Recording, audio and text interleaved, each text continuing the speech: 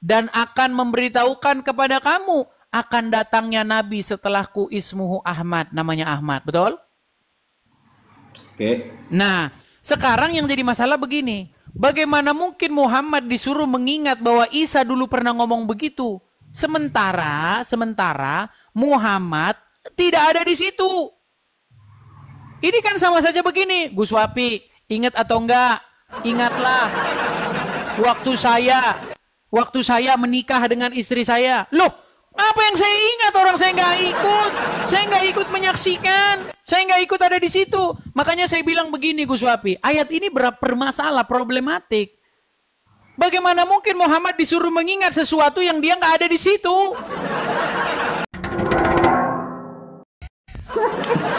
Nggak, ini baju udah pernah saya pakai sebelumnya. Udah pernah saya pakai sebelumnya. Dari 2024 sampai 2025 sampai Idul Fitri, alhamdulillah. Ternyata Idul Fitri bukan hanya umat Islam yang beli baju baru, saudara, tapi Mas Edis juga beli baju baru dengan warna favorit khusus 2025 dengan baju warna kain kafan, saudara. Berat sudah. Gus, gini Gus, saya ini kan udah siaran dari tadi, udah 3 jam. Terus kalau mau dilanjutkan lagi, saya kapan ininya, kapan beres-beresnya, kapan mau sarapannya. Kalau sekarang jam 11 malam, di sana jam berapa berarti? Ya, di sini pagi. Pagi jam 9. Kok jam 9? Iya, jam 9 pagi di sini. Seharusnya jam 12 siang di sana lo. Kan selisih 12 jam. Oh, di state mana dulu? Beda-beda. Ada yang udah jam 12 siang, ada. Di Kanada. Yang saya tahu kalau Kanada itu kalau sini jam 11, di sana jam 12. Ya, kalau di Kanada. Tapi kan Kanadanya bagian mana dulu, ya kan? Kanada itu ada banyak. Ada Vancouver, ya kan?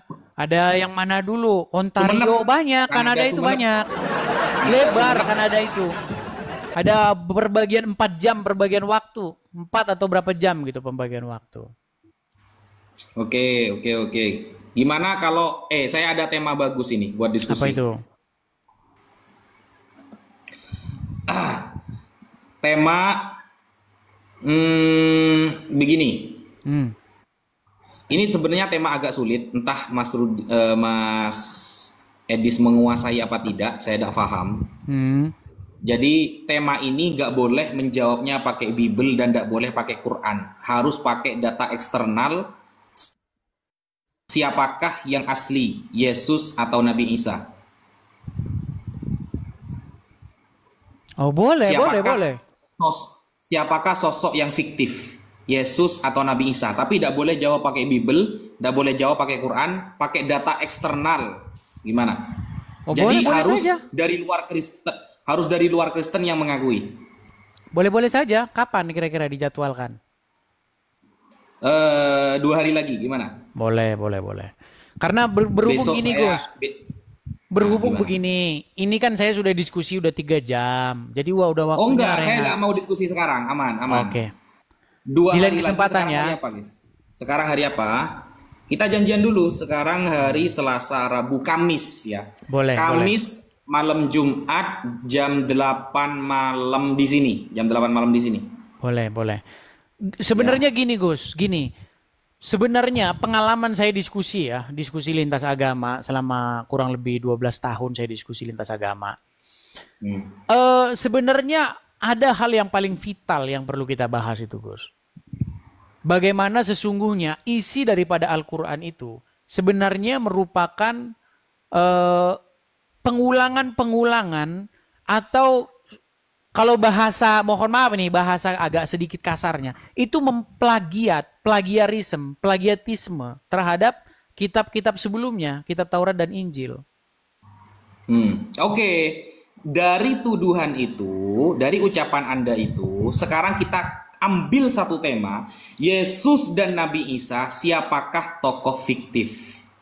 Tapi gak boleh menjawab pakai Bible, nggak boleh menjawab pakai Quran. Jadi jawabannya adalah data eksternal. Oke. Tapi boleh kita boleh uji coba sedikit.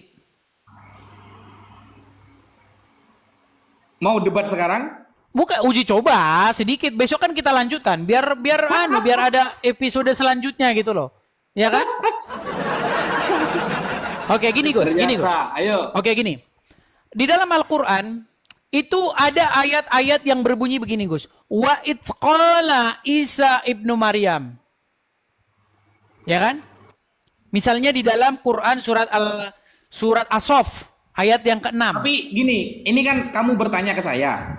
Setelah saya jawab, saya bertanya kepada Anda ya. Boleh, boleh. Oke. Boleh. Ya. Boleh. Oke.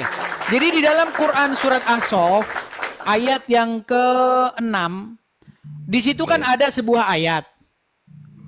Bagaimana ayat itu berbicara tentang adanya sebuah kata-kata perintah atau kata-kata pengumuman begitu, bahwasanya ingatlah ketika Isa berkata, wa idz qala Isa ibnu Maryam. Di dalam terjemahannya dikatakan, dan ingatlah ketika Isa putra Maryam berkata. Betul nggak? Dikonfirmasi dulu, betul nggak? Oh ya, ada memang, ayatnya ada memang. Oke. Nah, yang jadi pertanyaan begini Gus, itu sebenarnya ayat itu dikatakan kepada siapa? Diucapkan kepada siapa itu? Pertama kalinya. Pada Muhammad ya? Kamu bertanya tentang asbabun nuzul? Iya dong. Oke. Berarti kalau kamu bertanya asbabun nuzul, berarti cara pewahyuan ayat itu pertama kalinya, betul? Iya, diucapkan kepada Muhammad kan? Jelas. Oke. Nah, ini menjadi pertanyaan logis begini. Muhammad kan bukan orang Yahudi. Dia bukan orang Nasrani. Pastilah dia itu tidak tahu Isa itu siapa. Saya kasih contoh. Kalau kita pergi ke pedalaman Afrika, di sana banyak orang yang bukan Yahudi, bukan Nasrani. Bukan Kristen, bukan Hindu, bukan Buddha, bukan Konghucu. Dia masih agama asli orang Afrika yang masih begitu ya. Tahu kan? Nah, ketika kita tanya kepada mereka, ingatlah ketika Yesus berkata, masuk akal nggak itu di kepala mereka? Karena mereka nggak tahu Yesus itu siapa. Masa kamu suruh saya mengingat Yesus pernah berkata? Ini nggak masuk akal. Nah, di dalam Al-Quran, ketika ada ayat yang berbunyi, wa idz qala Isa ibnu Maryam, dan ingatlah ketika Isa putra Maryam berkata, diucapkan kepada Muhammad, harusnya Muhammad pasti ngomong begini sama Allah. Ya Allah, kamu suruh saya mengingat Isa pernah berkata, Isa itu siapa? Harusnya Muhammad bertanya, siapa Isa itu ya Allah? Kenapa Anda menyuruh saya mengingat sesuatu yang saya tidak pernah mengalaminya? Itu sama kayak begini, Gus. Sama seperti gini.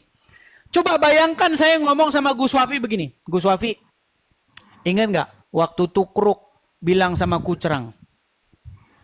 Ingat nggak? Pasti Anda bingung. Kucruk, Tukrang, siapa? Anda ngomong apa sih? Lu mabuk lo? Lu ngapain sih lu ngomong apa sih? Apa sih gitu? Karena Anda tidak tahu siapa Kucruk, siapa Tukrang, nggak tahu. Masa saya disuruh mengingat, dan ingatlah ketika Tukruk dan Kucrang ngobrol.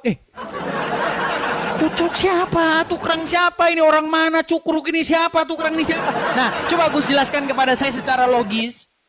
Bagaimana ayat itu dapat dicerna oleh Muhammad ketika Muhammad disuruh mengingat bahwasanya Isa pernah berkata begini dan begitu, sedangkan Muhammad tidak tahu siapa itu Isa dan tidak mengalami. Bagaimana mungkin dia disuruh mengingat sesuatu yang tidak dialaminya dan tidak diketahuinya dan tidak dikenalnya? Silakan, Gus. Oke. Ya. Surah apa tadi? Surat As-Saff ayat yang ke-6. Oke. Dengarkan jawaban saya, saudara yang terkasih. Silakan. Semoga Anda akan dipulihkan oleh Tuhan menjadi pribadi yang baru, yang nantinya akan dipilih, diputar-putar dan dicelupin. Begini. Ikutin Andar ya. Silakan. Gini ya. Surah As-Saff, kita bandingkan antara ayat dulu ya. Seolah-olah narasi Mas Edis itu benar. Nabi Muhammad yang awalnya tidak pernah tahu Nabi Isa, kemudian ingatlah ketika Isa mengatakan tentang ini loh. Kan Nabi Muhammad belum tahu sebelumnya siapa dia. Itu di surah As-Saff. Nah, ternyata surah As-Saff itu bukan surah awal-awal yang turun, Mas Edis. Yang pertama, surah As-Saff adalah surah pertengahan.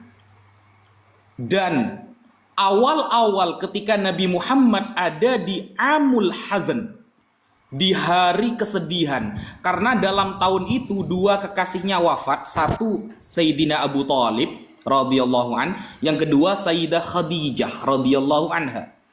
Awal-awal dia diangkat menjadi seorang nabi, ditinggalkan oleh kedua kekasihnya, paman dan istrinya. Apakah surah As-Saff yang turun? Tidak. Tapi surah Al-Isra. Al-Isra yang pertama. Makanya hikmah dari Isra Mi'raj Nabi Muhammad apa? Subhanalladzi asra bi'abdihi. Maha suci Allah yang telah memperjalankan hambanya lailan di malam hari, minal masjidil haram ilal masjidil aqsa, dari masjidil haram menuju masjidil aqsa. Tujuannya linuriyahu min ayatina, untuk kami tampakkan tanda-tanda kebesaran kami, kata Allah. Salah satu tanda kebesaran Allah, Allah mempertemukan Nabi Isa dengan Nabi Muhammad sallallahu alaihi wasallam.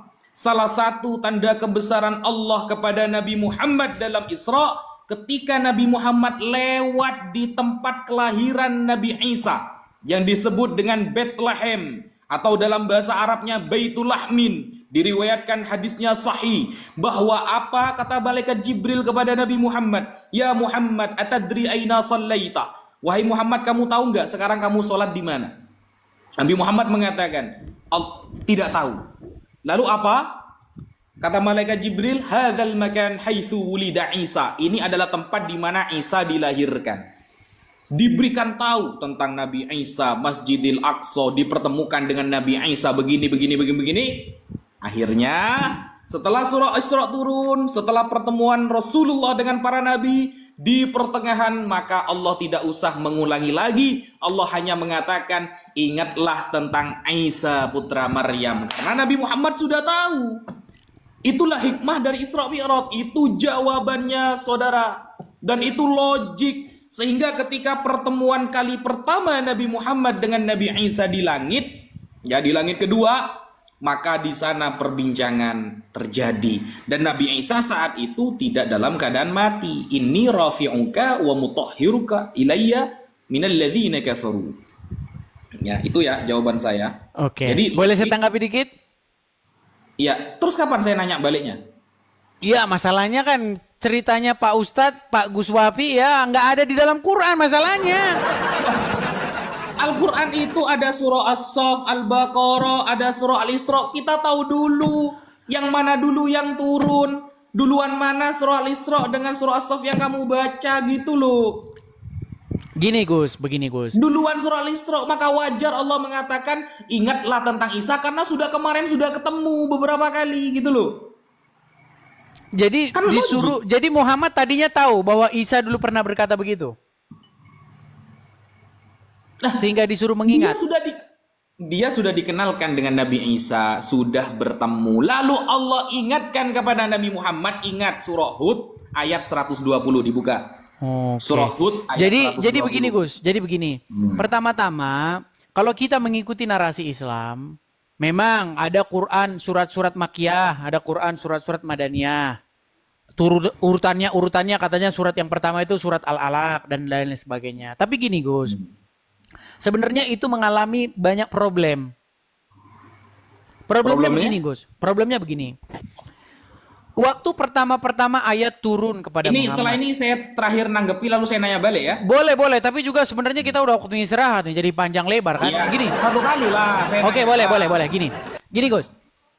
Pertama-tama, menurut orang-orang Islam, surat yang pertama turun itu surat Al-Alaq. Betul? Ya. Oke. Di dalam surat Al-Alaq itu misalnya ketika Muhammad di Gua Hira. Oke. Ya kan? Iqra, bacalah, ya kan, dan lain sebagainya. Ya. Itu sudah bahasa Arab ya Gus ya? Nah, tapi jadi masalahnya begini. Di dalam Quran surat Yusuf, ayat yang kedua kalau tidak salah di situ dikatakan, Kami turunkan Quran dalam bahasa Arab supaya kamu memahaminya. Oke. Yang jadi masalah begini, Gus. Kemarin Quran udah bahasa Arab. Contohnya surat pertanyaan Al-Alaq. kedua ini namanya, Bro. Bukan, ini menanggapi pertanyaan pertama tadi sebenarnya, mematahkan argumen pertama. Beda pertanyaan ini namanya. Enggak, oke, ini bukan pertanyaan. Pertanyaan Ini, pertama tentang Isa. oh iya, Yang ini bukan awalnya pertanyaan. Nabi Muhammad nggak kenal. Oke, ini Sekarang bantahan pertanyaan aja. Kedua, Quran turun dengan bahasa Arab. Itu Gini, pertanyaan Gus, kedua gini. namanya. Sedikit nih Gus Wafi, gini Gus. Pertama-tama, saya nggak mau bikin pertanyaan lagi. Saya hanya membuat sebuah pernyataan bahwa jawabanmu atas pertanyaan saya yang pertama itu blunder. Gini, kalau memang pertama-tama Quran itu sudah bahasa Arab, sudah diturunkan dalam bahasa Arab, lalu kenapa di surat Yusuf dikatakan kami turunkan Quran ini dalam bahasa Arab supaya kamu memahaminya? Lu kemarin-kemarin bukan bahasa Arab, Jibril. Kemarin-kemarin bahasanya bahasa Yunani, kemarin-kemarin bahasanya Ibrani, sehingga Muhammad gak paham. Lalu sekarang diturunkan bahasa Arab biar paham. Nah itu. Sekarang kembali ke surat As-Saff ayat yang pertama. Di situ ada ayat-ayat. Wa idz qala Isa ibnu Maryam. Dan ingatlah ketika Isa putra Maryam berkata kepada Bani Israel. Ya Bani Israel, wahai Bani Israel, sesungguhnya saya ini adalah seorang nabi. Ya kan? Yang membenarkan Taurat dan membenarkan Injil dan akan memberitahukan kepada kamu akan datangnya nabi setelahku ismuhu Ahmad, namanya Ahmad, betul? Oke. Nah, sekarang yang jadi masalah begini, bagaimana mungkin Muhammad disuruh mengingat bahwa Isa dulu pernah ngomong begitu, sementara Muhammad tidak ada di situ. Ini kan sama saja begini, Gus Wapi. Ingat atau enggak? Ingatlah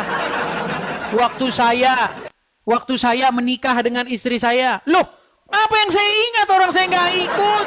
Saya nggak ikut menyaksikan. Saya nggak ikut ada di situ. Makanya saya bilang begini, Gus Wapi. Ayat ini bermasalah, problematik.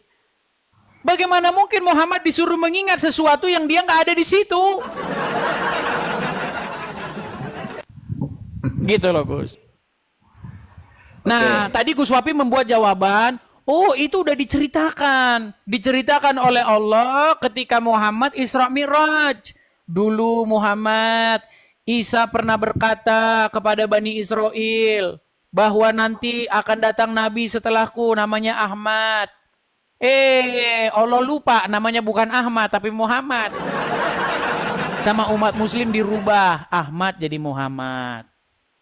Terus, menurut Al-Quran, surat Ibrahim ayat yang keempat, tidaklah diutus seorang Rasul kecuali berdasarkan bahasa kaumnya. Jadi menurut Al-Quran, tidak pernah barang satu kali pun Allah mengutus seorang Rasul, tapi Rasul itu bukan dari kaum kemana Rasul itu diutus. Gak pernah. Contoh, tidak pernah Allah mengutus orang Indonesia kepada orang Jerman. Karena bahasanya beda. Nah menurut Al-Quran, Rasul diutus tiada lain, tiada bukan kecuali berdasarkan bahasa kaumnya. Isa berkata kepada Bani Israel, ya Bani Israel, akan datang Nabi setelahku, ismuhu Ahmad. Isa bilang sama Bani Israel, ternyata yang datang Bani Arab. Tidak, bukan berbangsa Ibrani, tidak berbahasa Ibrani, dan bukan Bani Israel. Artinya, Isa ngomong kepada Bani Israel, berarti Isa melanggar surat Muhammad ayat yang surat Ibrahim ayat yang keempat. Gitu Gus. Jadi nggak mungkin Gus. Ahmad itu pastilah dari kalangan Bani Israel dan dia berbahasa Ibrani. Begitu Gus. Oke. Tapi gimana Saya nih jawab. Gus sudah makin larut saya jawab ini. dulu? Lapar Saya jawab dulu melanda. ya. Saya jawab dulu. Gimana ya. kalau Yang kita bikin pertama, bersambung aja Gus? Bersambung. Tunggu dulu, saya jawab dulu. Santai dulu, saya jawab dulu. Gimana Yang kalau pertama, jawabnya kepada pemirsa di Gus Wafi saja? Di sini 19.000 orang sih memang yang Loh, nonton. nggak bisa. Kamu yang mengajukan pertanyaan, Baiklah. dia pertanyaan itu udah kemudian kamu tanya-tanyakan lagi begitu. Oke, baiklah, silakan lah Gus, silakan Gus ya. Ngomong-ngomong di sana berapa orang Gus? Di sini 19.000. 19.000, sama 19.000. 40.000 9.500. yang nonton. Silakan. Ya, 9.500. Oh, Ini naik 9.500. hampir. Silakan. Nah, jadi begini ya. Yang pertama, surah Al-Quran pertama turun kan Iqra bismi rabbikal ladzi khalaq. Ini sebenarnya pertanyaan Mas Edis banyak, guys. Tadi kan janjinya satu tuh. Ini sudah banyak pertanyaannya. Nggak apa-apa. Kita tunjukkan Islam bisa menjawab kullu ma kharaja min lisane. Kita bisa Walaupun menjawab semua yang menjawab. dia keluarkan dari lisannya. Ya. Wastadillu bi jami'il kutub allati ta'allamnaha insyaallah. Jadi begini. Yang pertama, surah yang turun pertama kan surah Al-Alaq tuh 5 ayat. Iqra bismi rabbikal ladzi khalaq. Nah, kemudian di dalam surah Yusuf, kenapa Allah mengatakan anzalna Qur'anan Arabian? Kami telah menurunkan Al-Qur'an dengan bahasa Arab. Loh, emangnya kemarin-kemarinnya pakai bahasa Sunda, pakai bahasa Madura begitu? Kok baru sekarang yang ngasih tahu? Ingat, bro, kamu kalau bertanya tentang Al-Quran, maka kamu harus tahu konsekuensi yang harus kamu pelajari. Kata kamu sudah 13 tahun belajar Al-Quran. Bayangkan guys, 13 tahun belajar Al-Quran, tapi nyari lafal robbahu sampai Dajjal keluar 2 kali gak ketemu. Ini ya, saya kasih referensi Mas Edis tentang asbabun nuzul. Sesuai pertanyaan pertama, kamu kan bertanya pertama, bagaimana asbabun nuzulnya? Saya jawab pakai asbabun nuzulnya. Nih, saya tuh kalau jawab referensi dulu baru ngomong. Itu kalau saya. Buka namanya Tafsir Mafatihul Ghaib yang ditulis oleh Imam Fakhruddin Ar-Razi mengenai anzalna Qur'anan Arabian, bahwa Allah menurunkan Al-Quran dengan bahasa Arab. Di sini dijelaskan begini. Ruya anna ulama ul Yahud, diriwayatkan bahwa ulama Yahudi qalu, mereka berkata, likubara'il musyrikin, kepada pembesar-pembesar orang musyrik. Jadi ada ulama Yahudi nih berkata kepada para pembesar orang musyrik di Arab, bukan di Sunda, bukan di Madura ya. Salu Muhammadan. Ada lafal salu. Kalau salu berarti pertanyaan yang dituntut untuk berulang-ulang. Beda dengan is'al. Kalau is'al, pertanyaan yang dituntut 1 kali. Kalau salu, berarti perintahnya harus ngetes Nabi Muhammad terus. Salu Muhammadan lima intaqala alu Ya'qub minasyam. Bertanyalah kepada Muhammad, kenapa keluarga Yakub berpindah minasyam, dari Syam, ila Misra, menuju Mesir. Wa an kaifiyati qissati Yusuf, dan tentang cerita Yusuf. Maka fa anzalallahu ta'ala hadhil ayat. Maka Allah menurunkan ayat ini. Ayat tentang Allah menurunkan kisah Nabi Yusuf dengan lafal bahasa Arab. Kenapa? Wa dzakara fiha annahu ta'ala abbara an hadhil qissah. Di sini Allah menerangkan tentang cerita Yusuf bi alfazin arabiyyah, dengan lafal-lafal bahasa Arab yang tujuannya apa? Liyatamakkanu min fahmiha, agar orang-orang musyrik, orang-orang yang ingin mengetes Nabi Muhammad paham tentang cerita Yusuf sebenarnya, karena mereka orang Arab.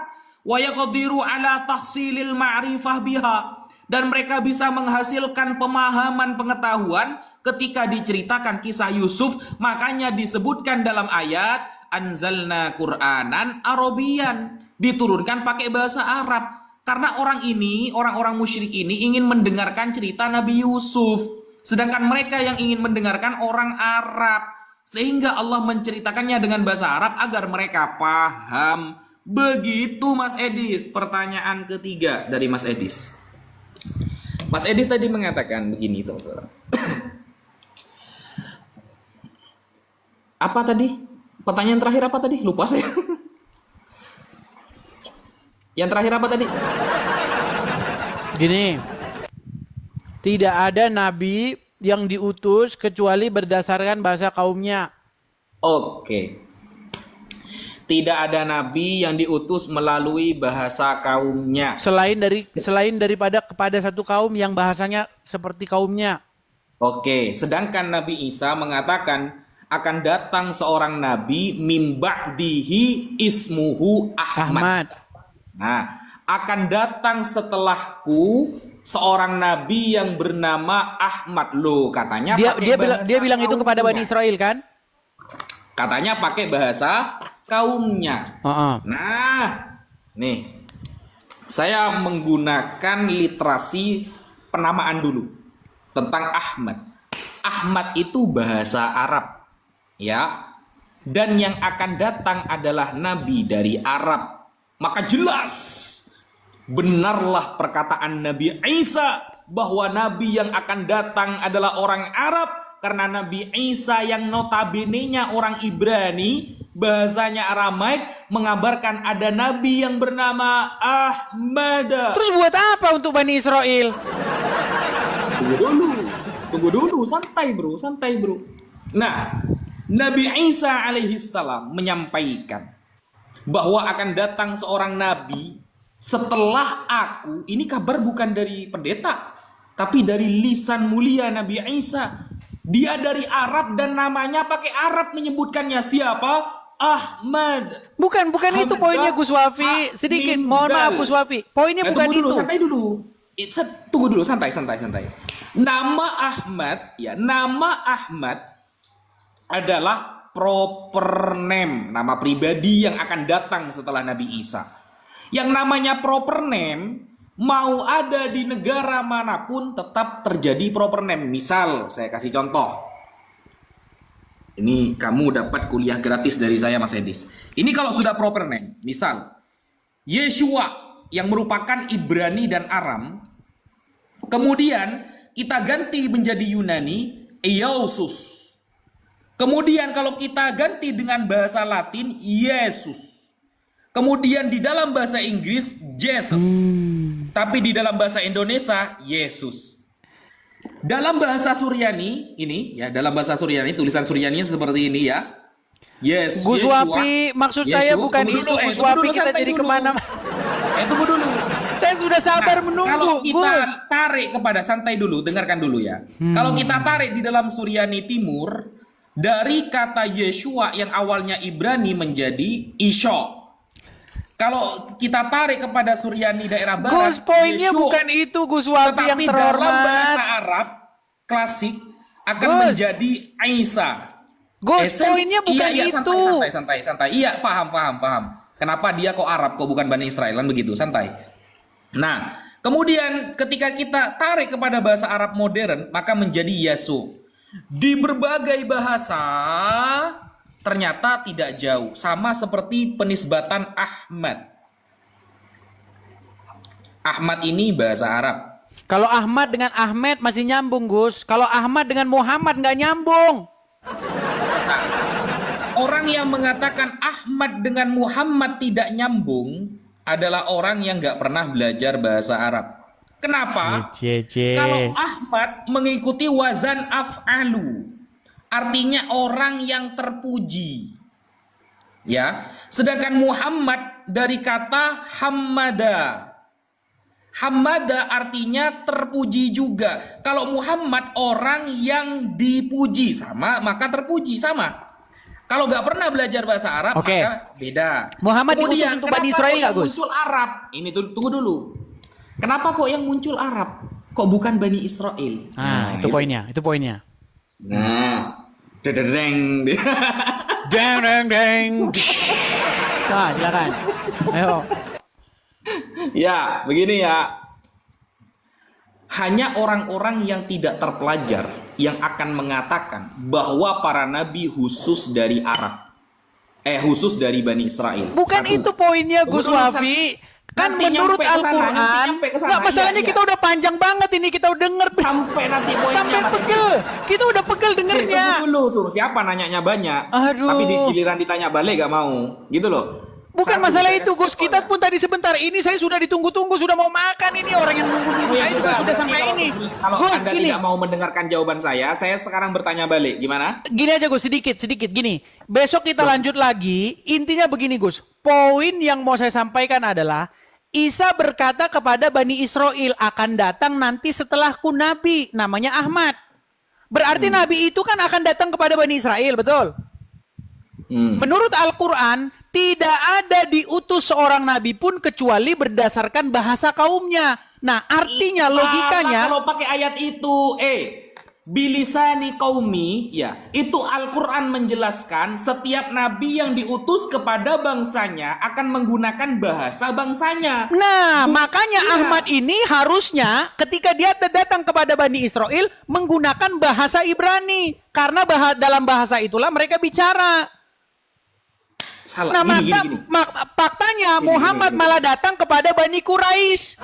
Makanya yang datang kepada Bani Israel yang namanya Ahmad itu yang ditunggu-tunggu, tapi sampai sekarang belum datang-datang.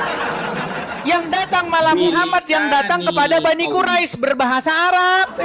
Mana sih Gus, ini saya udah ditungguin makan. Gus, gini. Tunggu dulu, santai dulu.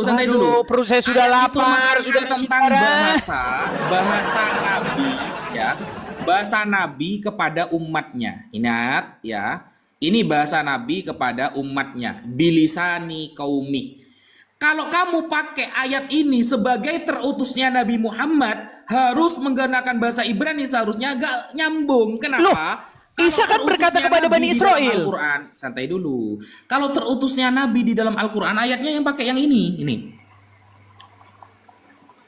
Aduh, jangan lama nulis, Gus. Udah lapar, Gus. Wa ma arsalnaka illa rahmatan lil alamin. Berarti dia nggak percaya kepada surat Ibrahim ayat yang keempat. Tunggu dulu. Ini tentang terutusnya Nabi Muhammad, verifikasi. Gus, betul. Untuk sebagai rahmat semesta alam. Tapi bahasanya bahasa kaumnya enggak? Ya kan diutusnya di Arab. Loh, Isa berkata kepada Bani Israel, bukan kepada Bani Arab. Isa berkata, akan datang Nabi setelahku kepadamu ya Bani Israel. Namanya siapa? Namanya Ahmad. Nah, Ahmad bahasa Arab bukan? Oke, sekarang datangnya kepada Bani Israel enggak?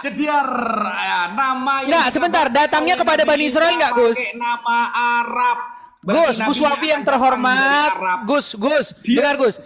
Yang datang kepada Bani Israel itu harusnya berbahasa seperti kaum Bani Israel, betul enggak?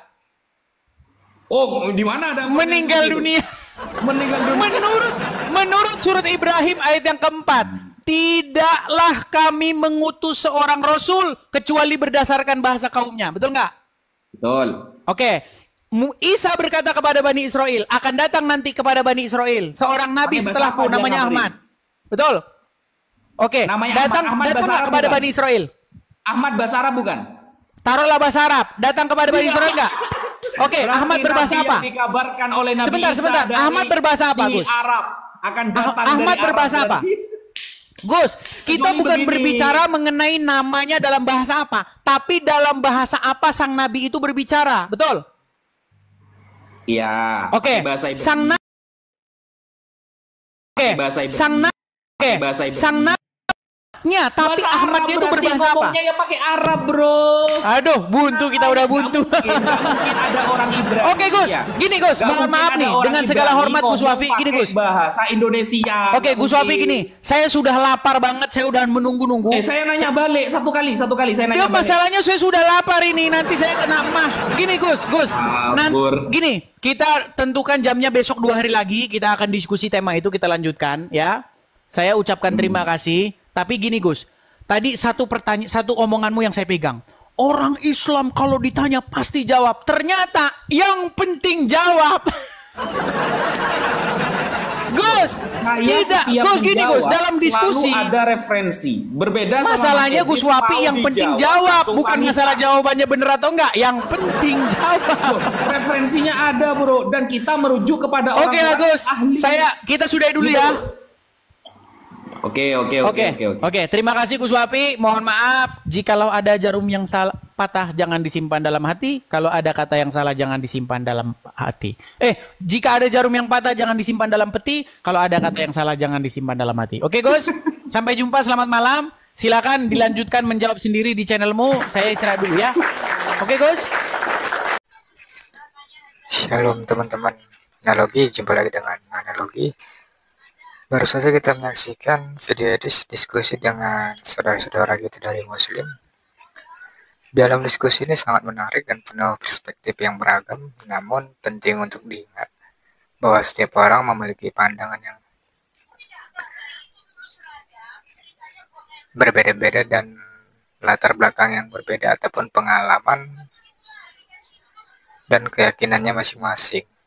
Dalam membahas topik agama, mari kita menjaga sikap saling menghormati, terbuka terhadap pemahaman yang berbeda, dan menghindari prasangka. Tujuan dari diskusi sebenarnya bukan untuk memenangkan argumen, tetapi untuk saling belajar dan memahami lebih dalam.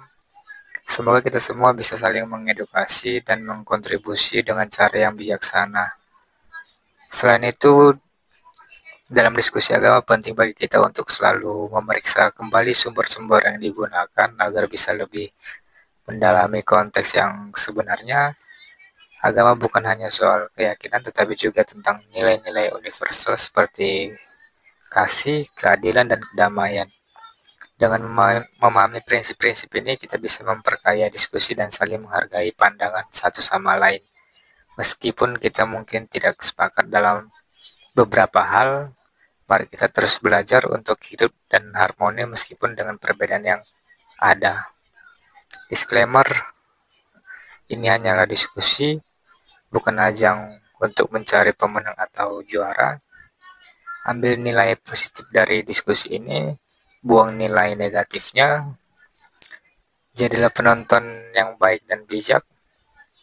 Dan jangan lupa subscribe, like, komen, dan share video-video diskusi ini. Tuhan Yesus memberkati.